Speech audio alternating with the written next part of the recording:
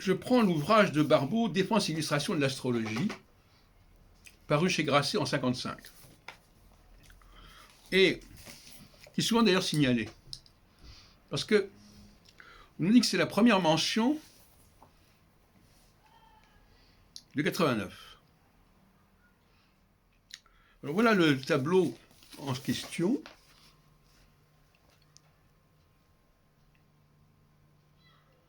Alors c'est très édifiant.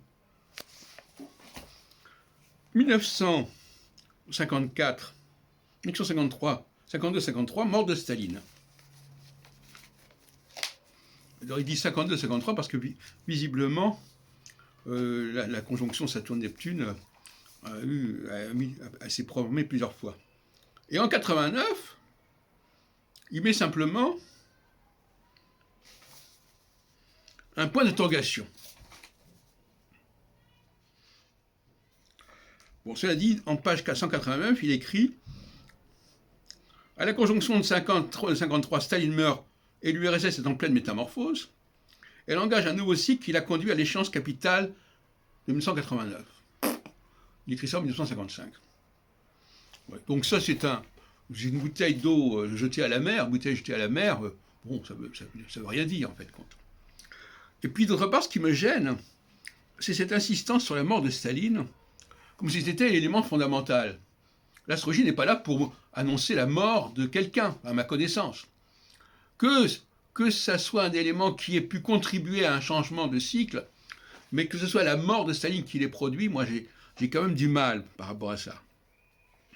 Donc, ce que je veux dire, par exemple, c'est que dans ces ouvrages,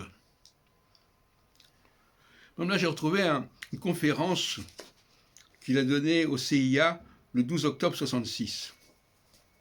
C'est assez rare, c'est un document qu'il a publié à part. Et ça s'appelle La crise mondiale de 65 à 67. Eh bien, dans ces documents-là,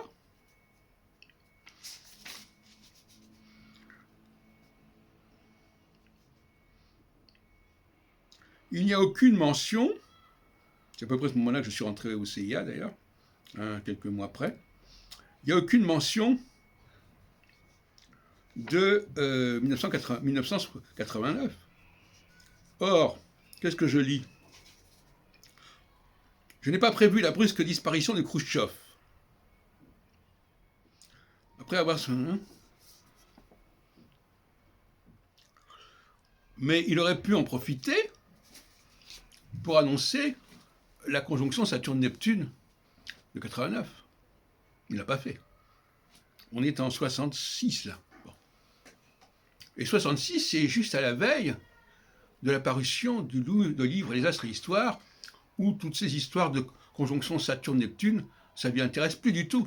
Il n'est plus du tout dans la localisation des planètes, savoir pourquoi Saturne et Neptune correspondent à tel et tel pays. Non, il est dans le mondial.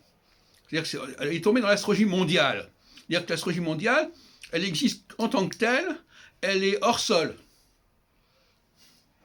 Ce que je reproche. Il ne tient pas compte des transits de telle planète à telle planète. Bon, or, moi je répète, je dis qu'une prévision qui ne s'appuie pas sur les thèmes de naissance des leaders au moment où cette prévision doit se réaliser n'a aucun sens. Parce que la configuration astrale, elle est neutre.